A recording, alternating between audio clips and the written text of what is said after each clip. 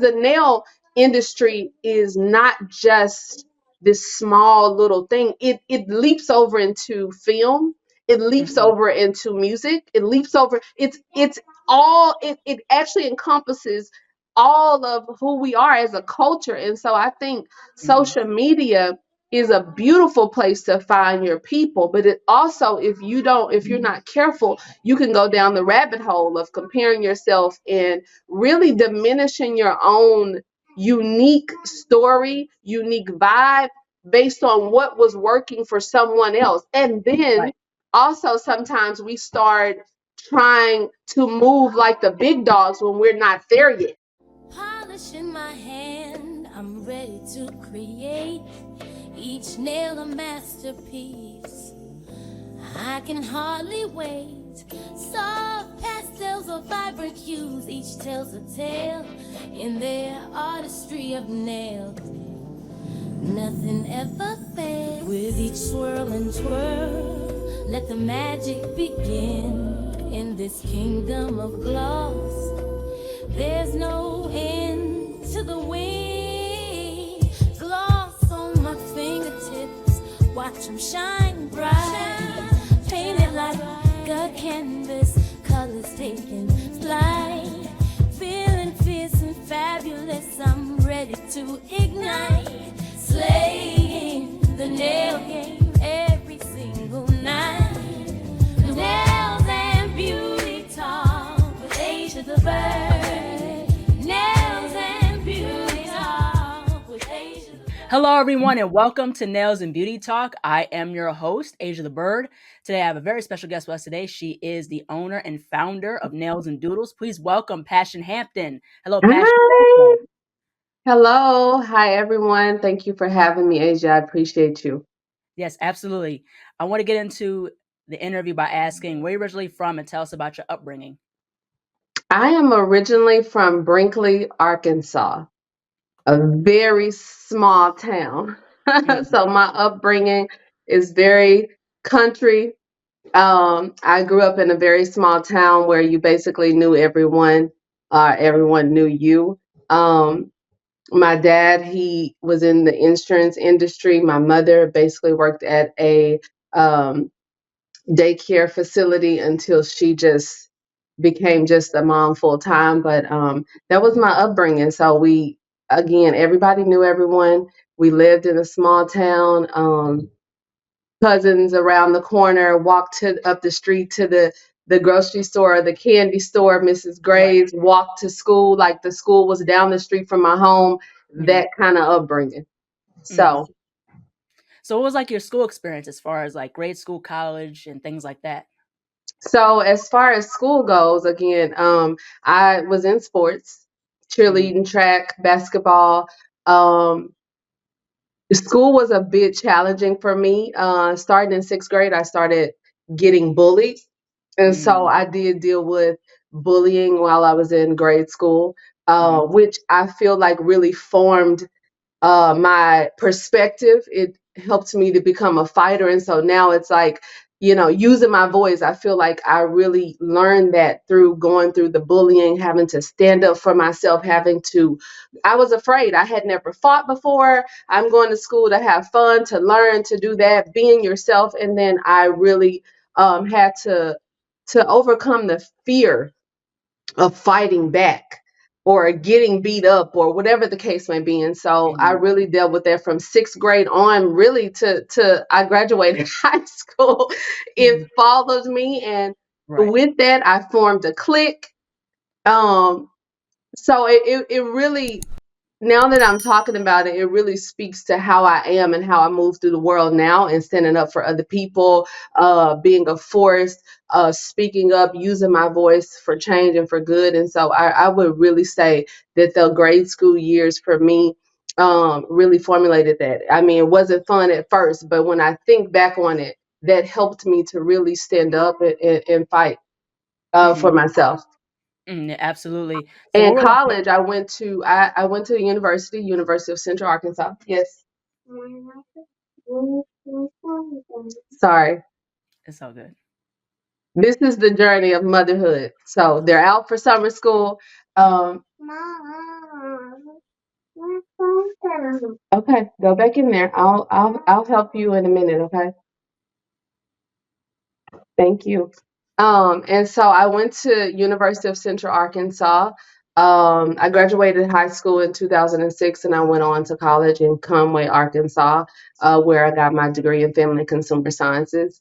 Um, I initially thought I was going to go to school for business because I was thinking I wanted to go to fashion school. We couldn't afford that.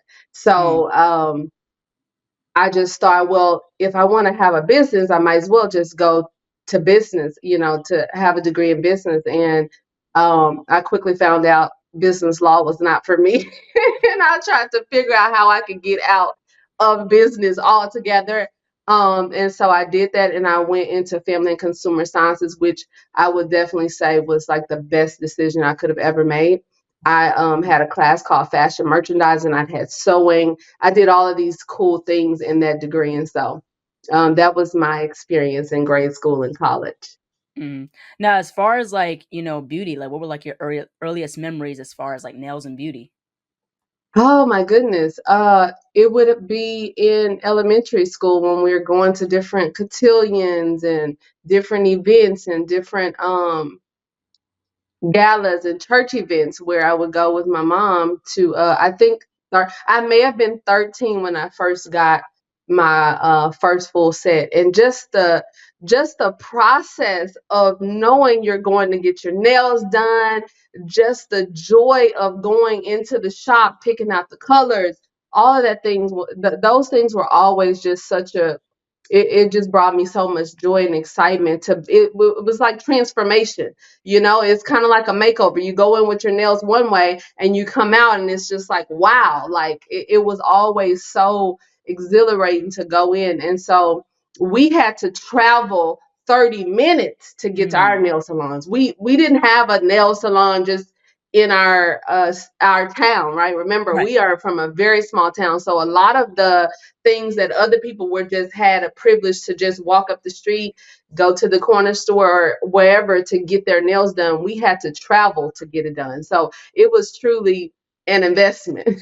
Mhm, mhm, yeah, absolutely. I want to get into your business called Nails and Doodles. So you have your own press-on nail business called Nails and Doodles. So tell us about the story of your business and what was the decision behind having your own business? Yeah. Well, I have it is not a up and down kind of story. It's all around. So I'm going to try to be long story short.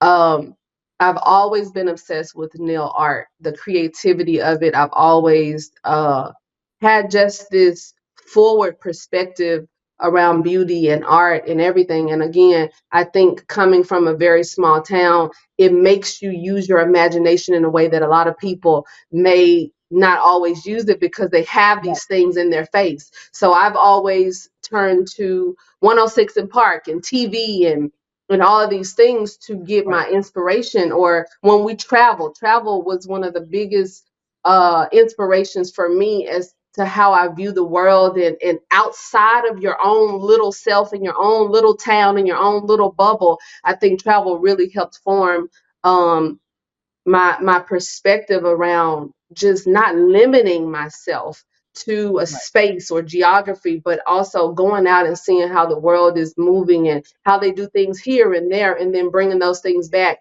and deciding how I want to do it. So with nails, I've always been obsessed. I've always been the girl that went and got nails. Every one of my nails had a different design on it, $125 later. And I've been doing this for years as a wardrobe stylist and costume designer. I've always included that as part of the style aesthetic. Like it's always been a part of that. And so people have always known me for that, but they've never known me for driving the seat. I've always been in the back seat or the passenger seat of it, bringing the creativity, bringing the nail art, really invested in that with my nail artist. But I've always had a secret desire to be a part of the nail industry. I just mhm, never knew how. It just wasn't making sense because before press on nails was even a thing to me, I never wore them. I never wore press on nails. I never even thought about it because I was so invested in my 2-hour appointments at the nail salon. Mm-hmm. So it just didn't make sense to me. It didn't, and then the wrap around them being so flimsy. So after fast forward all the way, and this has been a long dream, just didn't know how it would materialize until after I had my last daughter, Jewel, who you just saw. Um, After I had her, I literally had no desire. I was on bed rest, one, so I couldn't really go into the nail salons. And so then I decided, you know what? I'm just going to grow out my natural nails. And so while I was on bed rest, I decided to grow out my natural nails because I've always wanted to do that. I couldn't do that with acrylic because every time I took them off, I needed 2 to 3 weeks for my nails Right. to recover. Right. That that whole process. And so, 2018, I had her, and I had no desire to go back in the nail salon. Like I couldn't even fathom going back in the nail salon. And so at that moment, I realized that God had taken the desire away from me because Mm-hmm. I had been so committed that it just didn't make sense that I didn't have a desire to go. And so I was at a point in my life, postpartum. I didn't have nails on. I'm feeling away. My confidence is not as strong as it used to be. And I'm like, I gotta do something. I gotta get out of this. And so I started going to the stores to try the press ons, and I was disgusted, to say the least. I was just like, no, this isn't going to Right. work. When you're so used to sturdy, beautiful, creative, well thought out nail design, nail art, and you go to the store, it's a huge disappointment. And I went into a meditation one day, and when I came out of the meditation, I was in tears from what I had seen in my vision. And it was the concept of nails and doodles, the brick and mortar concept. And so I just got started. From that point forward, I decided that I was going to work with a nail artist who was good, who was great, one of the best in the city. And I reached out to see if she could do press ons because I was like, I don't go into the nail salon anymore. Is there any? And that's when I started to learn about gel extensions.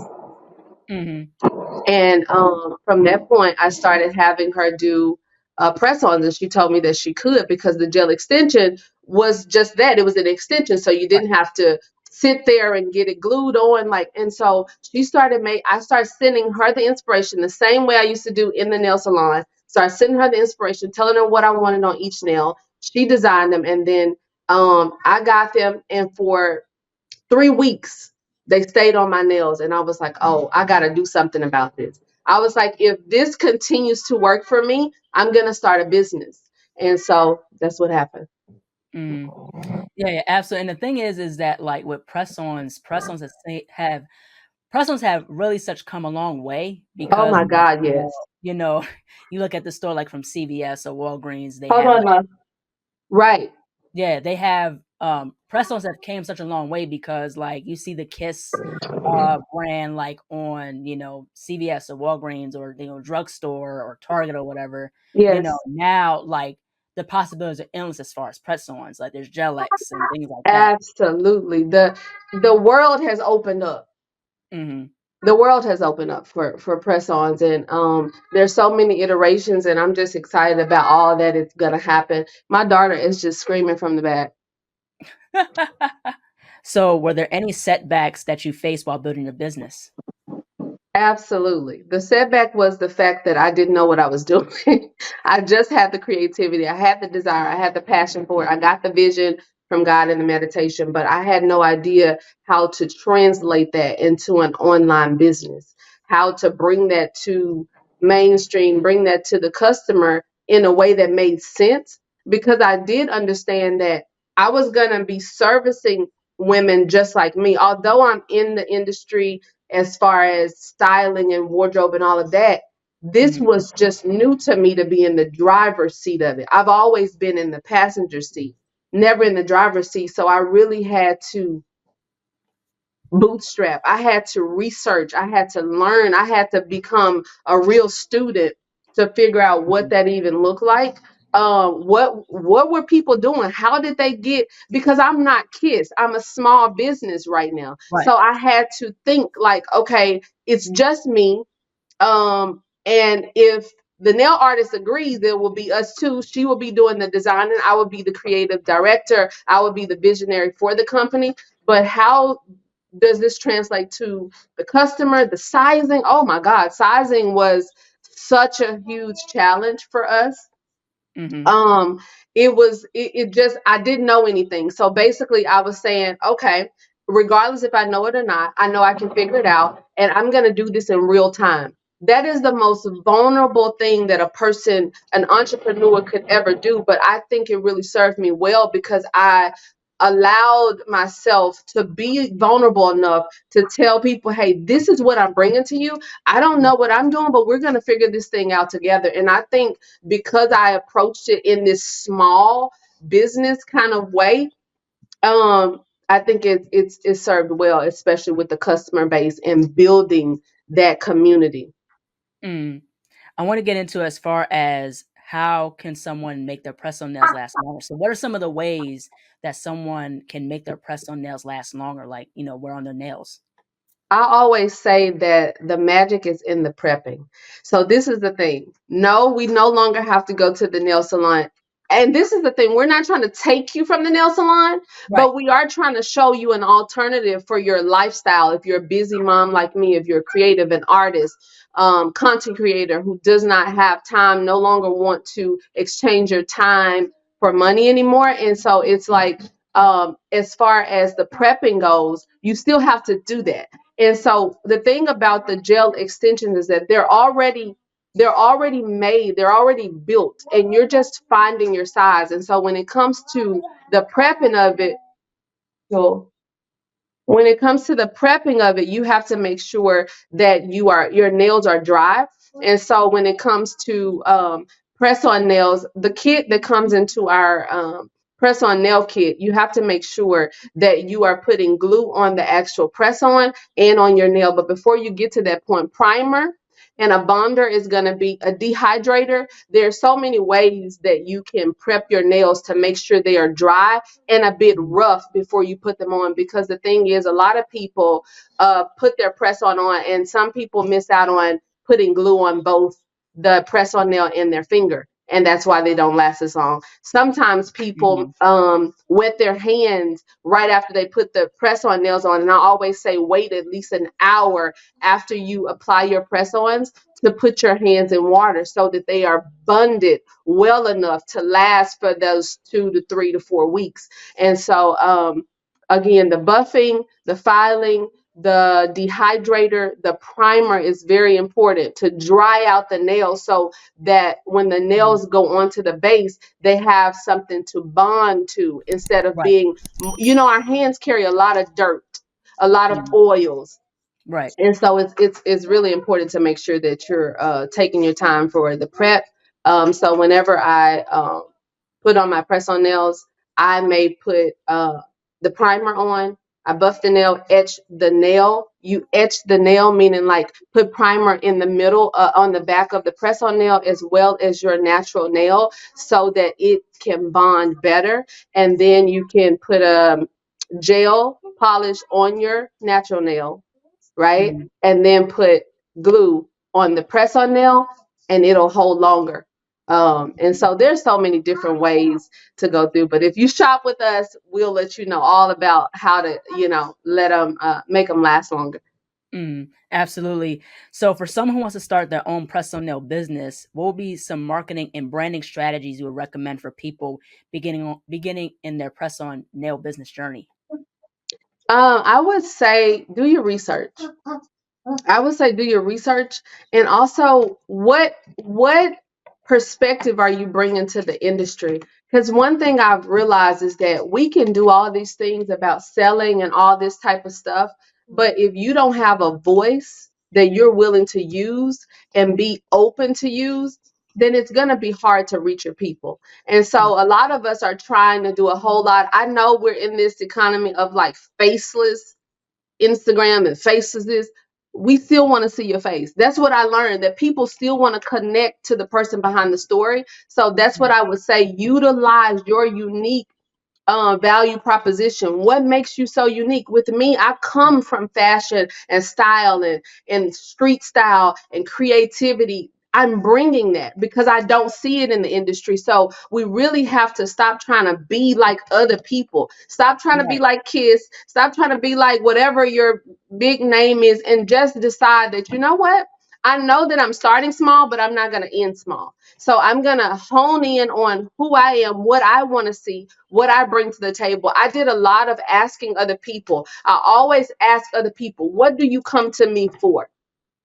What do Mm-hmm. you come to me for? And the creativity, the empowerment, a lot of those things people come to me for. And so that's one of the, I know that seems a little like, oh, that don't really, it does. It has everything to Mm-hmm. do with how you're going to formulate your voice in the industry. And I Mm-hmm. also didn't realize how much I was going to have to edutain people. Like press on nails they are the way forward, but we are a little bit ahead than our customer. Our customer is still trying to figure out. So a lot of us have gone to press on nails after the pandemic, right? But then Right. there's so many more of us who are now going back into the nail salons for the comfort of it Mm-hmm. because we're so used to it. So I didn't realize how much I would have to edutain people, like merge the entertainment and education about how to keep your nails up, because those are the main questions we get. How do I keep my natural nails healthy? Is it Right. worth the price point? So I think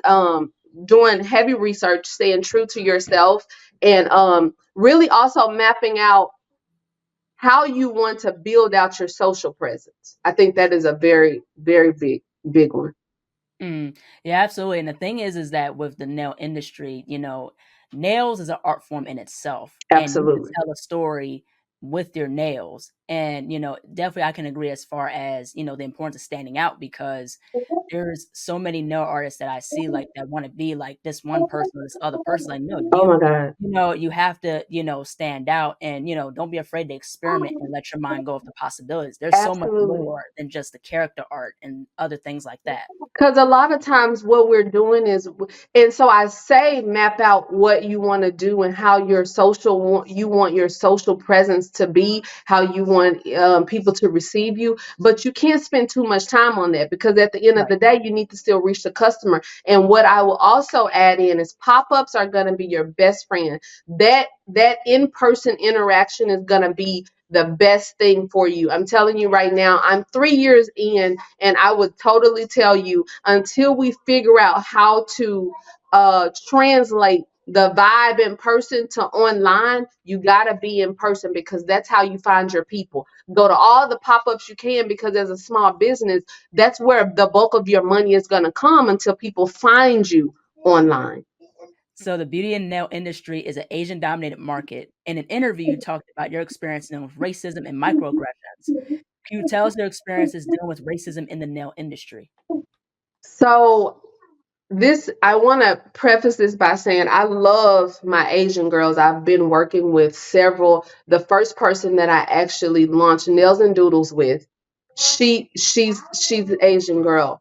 But this is the difference between a nail salon and nail techs there and a nail artist.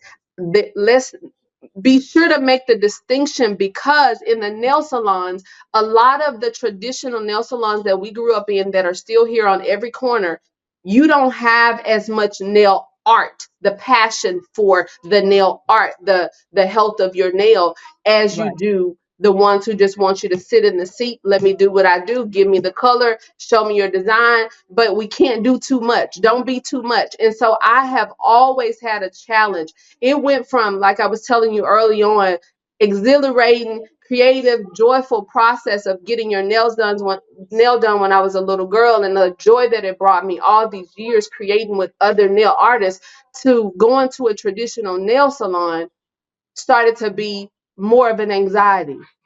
Hmm. And so it was because I would sit in the chair, I would tell them, hey, fix this, fix it. I was very detail oriented. And many of them, it's just like anytime I would say anything, it would always be more of a problem than they were interested in giving me a solution or changing it.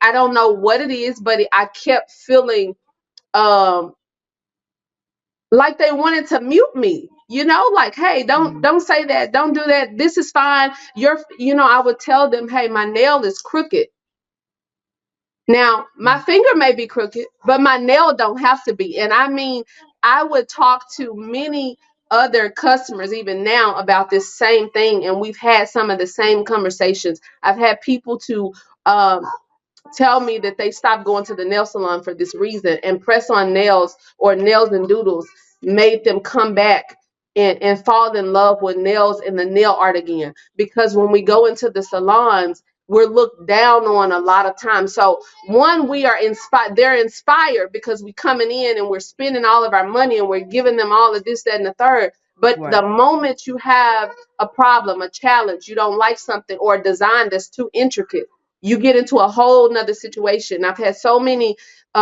situations where I would request something or say, hey, can you make sure to clean that up around there? Can you make sure to do this? Can you give me one more coat? That's not enough. Any little thing, they would begin to talk in their language, laughing and doing it. It was so condescending to where it started to make me feel like, wow, like you want me to come in here and spend my money Mm-hmm. because that's what we're used to, and you're used to us doing it whether we like it or not.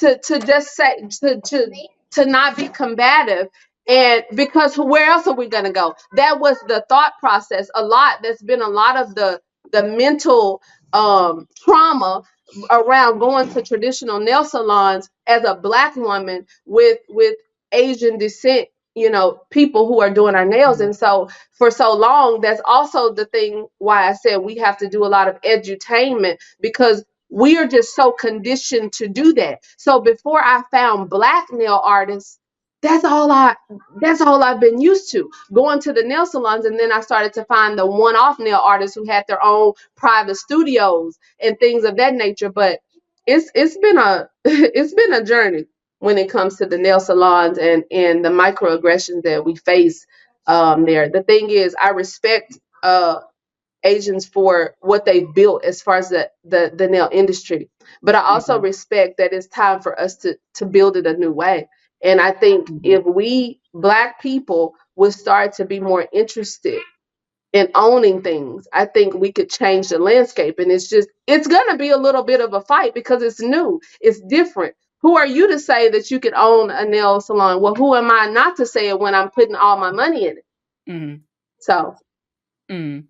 Do you believe that there are gatekeepers in the nail industry? And if so, can we get beyond the gatekeepers?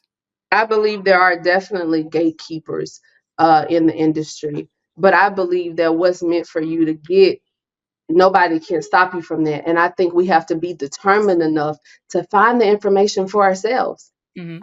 outside of the people who, this is the thing, people don't own you. They may own a thing, they may invent a thing, but money will allow the gate to open, and so that's Right. why we got to put ourselves in a position to be able to sometimes buy people out of the gate, Mm-hmm. if you understand what I mean. And so we have to just continue to uh, decide that regardless of if you tell me anything or not, I'm going to go and get the information myself. And yes, it may take me longer. And yes, I may struggle a little bit longer, maybe a little bit more challenging. But once I open that gate, keep it open. Because the thing is that and this is not just Asian people doing that. This is us Black nail artists, Black people in the industry, celebrity versus common folk. Like we see a lot of it.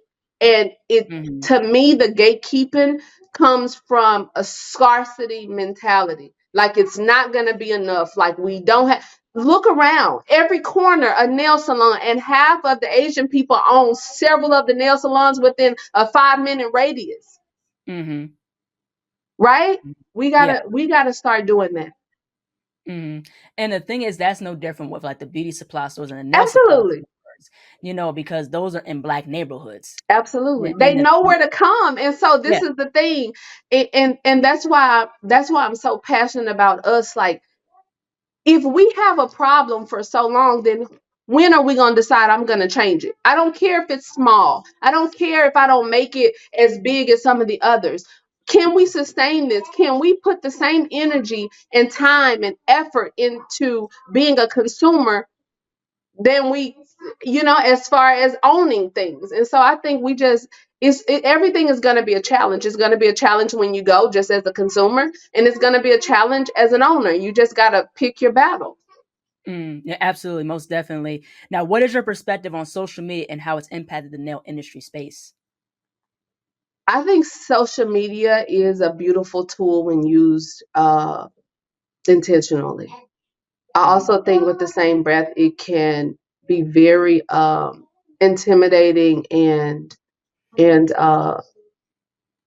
spark conversation for comparison and take you off your own path, because so many of us are seeing, because the record speed of how social media things can go viral, and you see all of the, you're watching different things play out in the Mm-hmm. industry, and I'm talking about at large, I'm talking about in the entertainment industry, because the nail industry is not just this small little thing. It leaps over into film, it leaps Mm-hmm. over into music, it leaps over, it's all, it actually encompasses all of who we are as a culture. And so I think Mm-hmm. social media is a beautiful place to find your people, but it also, if you're not careful, you can go down the rabbit hole of comparing yourself and really diminishing your own unique story, unique vibe, based on what was working for someone else. And then Right.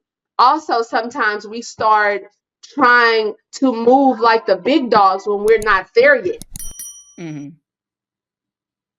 Mm-hmm. And so I feel like, even for myself, a lot of times it's just like we are one man shops for a lot, up front. But I feel like I'd rather be a one man shop, and collaborating with other people who can serve the vision. And that's a whole conversation in itself, because that goes back to a lot of the gatekeeping.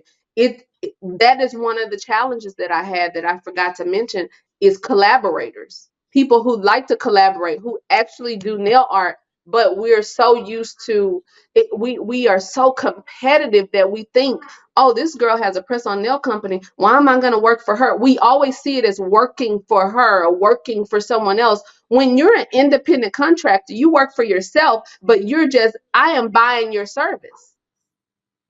Mm-hmm. And I think we have to just open up um to what social media can do for our good versus what it can do for our harm. And just stay focused, and kind of like put those blinders on and collaborate. A lot of times it's right here, me and you collaborating with each other, not just always trying to get in the face of the people who aren't even watching us, right? Mm-hmm. How about we talk? How about this is how we really build. And I believe that strong-heartedly, that the way that we small business owners build is by collaborating with one another, not always trying to grab Nicki Minaj hand and see if she can help me out. It's like, and then you get in those rooms and you're like, it lacks integrity. Mm-hmm. Yeah, that's, I think also too, with in terms of social media, it has impacted the nail industry in a way or in different ways, because it becomes the lack of professionalism. You know, people in the nail industry in terms of social media can get catty, Oh, and absolutely. the whole thing is now we're in a in the celebrity type of era in terms of the nail Yep. industry. So the people who got the millions are like the celebrities in the nail industry. Or the couple 100,000 followers. People who have that following are the celebrities, something like that. And Absolutely. it's a thing of, if you don't follow this particular person, if you don't hype them up, if you don't, support their brand and what they do, you're pretty much, you know, you're pushed to the side. Joel, give me a second. And so I feel that you were saying something about that. Yes. You were saying, as you were saying that, I was thinking about um, just how damaging I feel like some of us are to one another as Black people. Um, not to talk like it's so many ways that we could do this thing, but social media has basically exposed us to so much more. Okay, you have to wait until I finish my interview, Jewel. Okay. And so you were saying something about it being catty, and that's what I realized, that a lot of the people that we could collaborate with that are on the same level or similar, we don't always, we're always, some of us are just chasing the cloud of it. And Right. that's why we can't really get as far as we want to get together at this Mhm. time, because a lot of us are only open to collaborating with those who we think we're gonna gain clout from instead of actual money. Right. Right? The money is what's gonna keep our doors open. And a lot of the times when we're trying to chase the clout of a celebrity, you're not gonna get paid as much as you could if you collaborated with me. A lot of times. And so when I was, you were talking about something, and I mentioned that, like, I'm not out here giving pennies. Obviously, I'm a small business, so everything has to be controlled, but like, I am sitting in front of nail artists like, "Hey, what would you like to get paid for this set?" Obviously, considering that these are press-ons. This is not someone coming in and you charging them 150 for this set, because you don't have to do that. You're literally behind the scenes. I provide you all that you need to create them, and then you put your art on it. And yes, that deserves to be paid your worth. But I'm like, at what point are we going to decide that, you know what, I'd rather actually be making money consistently with you than trying to get this one-off gig with a celebrity who, when I find out, they have this entitlement and think that, Mhm. oh, I mean, they're not going to pay you what you're worth anyway a lot of the times, because that's the problem in the industry. Mhm. Yeah, absolutely. I want to switch gears and talk about fashion. So, you're a costume designer and stylist. So, tell us about how you got started into fashion and becoming a costume designer. So I got into costume design literally, and this will go tie into what I said about working side by side with one another. And so what I did was, I've been in the fashion industry for years. I've walked shows, I did all these different things. I had my own boutique that I was styling, for. My daughter's just out here. This is the motherhood part of the series, where it's like, okay. So I was styling, and so eventually I lost the desire to style in the way that I was styling. I was just styling, just everyday women. And Mhm. I had a friend who is an actor, who's an actress, who was about to start shooting a season 2 of this show called Washed. And I went to a birthday party. This is how simple it was. I went to a birthday party. She was at the birthday party. Me and my family went back to the house, and she was like, "Every time I see you, you're the same person, but you just have a different look." She was like, "You Mhm. would like, we need you for this series. We need you for season 2. If you don't style anyone else, I would love for you to be my wardrobe stylist for the show." And I was like, "Well, put my name in the hat. Let me know what's up." And literally within a week, I had sent my creative portfolio to the producer, and he chose me to be the costume designer for season 2 of Wash, and that was 2019. Mhm. And from that day forward, that was literally my interest into film in the entertainment industry, and I've Mhm. been booked since that. And so it was, so after that, I did 11 episodes of that season 2, and then I think after that, the pandemic hit. So it was a Mhm. pause there for about a year or two. And so ever since, what, I think 2022, I've been booked ever since on movies. So that's how I got my um, entrance into the costume design. Mhm. Now, if you had to describe the Passion Hampton style and aesthetic, how would you describe it? Definitely flamboyant, colorful, maximal, and very playful and lighthearted. I would definitely describe the Passion Hampton style aesthetic that way. Mhm. Like, what are some like accessories you like to wear, like in terms of hats, Oh, I'm glasses? a hat and a shade. You're gonna always see me with this pink shade. This is my aesthetic. This is my look when I walk on set, when I go to shows, everything. And you're gonna definitely see this pink shade or something better, and definitely hats, shades, and my nails. That For me, everything else I could just throw on whatever. Once I have my hat and my shades and my nails on, that's all I need. I have a lot of color, so I kind of red lipstick also. That's Mhm. that's what you can Yeah, expect. yeah, I love, like, wearing hats and Yeah, glasses and I stuff saw like that. I'm that. like, man, we vibing together. Like, I love to see you come on with your different hats, and I just think we're just so cool, and I just love it. I love being black. I love Mhm, being in the industry and bringing that street style to everything we do, and I think that's what really makes us mhm. stand out. Yeah, yeah, absolutely, and the thing is, with our street style, and especially with hip hop, it has made a huge Abs- influence as far as fashion. How Absolutely. we wore, like, Jackson baggy Jewel, quiet jeans, down. how we wore baggy jeans and sneakers Oh, I and love it. bucket hats and especially the, wide brim hats, Wide brand. I love all of that, and I feel I have gotten so my style is more refined, although it's not limited. It's still more refined. I played so much in my earlier days, where these days, like, I still play, but I'm pretty like refined when it comes to Right. what I choose and my choices, the fabrication and stuff like that. And so what was I Mhm. saying? And so when it comes to the baggy, I always feel like now that, like, that's so sexy to me in a way that maybe back in the day when I was growing up, I had my tube tops, I had my belly out, and I still may have some of that, but I just feel like the new sexy for me is like this baggy jeans.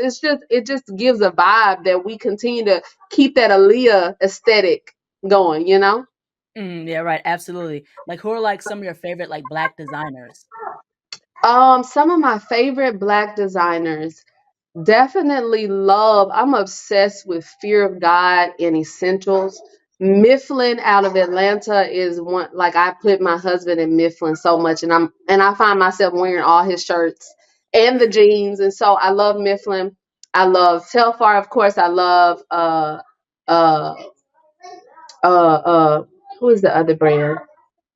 There is some another brand that I love. Ropes Clothing out of LA. One of my good friends. He's a black designer in LA. I love him. There's so many. There's Siobhan Sharif. Like, there are different brands that are more local or small town brands, but I love them so Mhm, much because with film you get to give them a platform. And so those are a few of the ones that I'm loving right now. mm. Now, where do you see your business in the next 10 years? I see Nails and Doodles being the dominating and disrupting the beauty industry as the nail salon, the future of nail salons. Like, it's a futuristic thing. So I see us winning awards. I see us behind all the fashion weeks, collaborations with Poppy and Telfar and all of those dope brands. Um, Mhm, that's what I see, a brick and mortar for sure, where people can mhm. come and experience nails and doodles in our universe. That's really, really cool. Now, how do you balance being a businesswoman, and motherhood with life and mental health? Well, as you can tell, a lot of times you've seen and heard my daughter here, and that's it. Like, this is a real representation of what it looks like to be a mother and a mom and a wife and a business owner. There is not really what I call a balance. I just feel like I live in the harmony of the two, the tension of the two. Sometimes I have to Mhm, um, just surrender to just being the mom. Like, when I wanted to plan all these other things, but hey, it wasn't going to work like that. Or it looks like me showing up to this with you while they're having noise in the background. I just feel like I'm just going to be authentic in what I am. I wish it was just a quiet room, right? But that's just not how my life is today. And I mhm. think that's, taking time for myself. Joel, please quiet down. Jackson and Joel, go in the room, please. It looks like that. It looks like a really good support team, um, a Mhm, spouse that is supportive when I need to go off and go to a hotel by myself so I could just mhm, think my own thoughts. it also looks like bringing my children along on photo shoots so they can see what is possible and see what it's like to go from nothing to something. I think it's very important for my kids to be involved in everything I do, because if I'm really doing it for them, then they should be involved in it. A lot of times I realize I've said, oh, I'm doing it for my kids, but they don't know anything about what I'm doing. So, and it's more of an inconvenience to them in their eyes. I'm always gone. I'm always this and that. So I really pride myself in being able to be all of those things and be a representation of that without trying to be perfect. Absolutely. Last but not least, where can people find you on social media, and how can people support Nails and Doodles? You can find Nails and Doodles on Instagram and the social medias at Nails and Doodles. Um, and then you can support us by bringing some dope nail artists my way. I'm always scouting new nail artists to collaborate with and feature. You can also shop our nails and always like follow us and connect with us. I'm always open to connecting, having one-on-one interactions, and sharing this art with the world. So thank you so much for your time. I appreciate you so much for this. It means a lot to me. Yes, absolutely. Well, thank you so much, Passion, for jumping on. I call you by your last name. I know. I love it. Well, thank you so much, Passion, for jumping on. I really loved our conversation. I'm glad we can connect in terms of like our style and wearing the hats and what have you, things like Absolutely. that. So, I love what you're doing. Keep up what you're doing. I really appreciate this conversation. Thank you so much. I appreciate you. Talk soon, okay? Hopefully we can get to collaborate. Yeah, hopefully soon. Yeah, take Okay. care. All right. Bye-bye. See ya. Bye. Bye-bye. Hello, everybody. Thank you all so much for watching. Please like, comment, share, and subscribe to the channel. Be sure to click the bell for notifications. Also, follow me on my social media platforms, and be on the lookout for more interviews to come very soon. Take care, stay healthy, and stay beautiful. Bye-bye.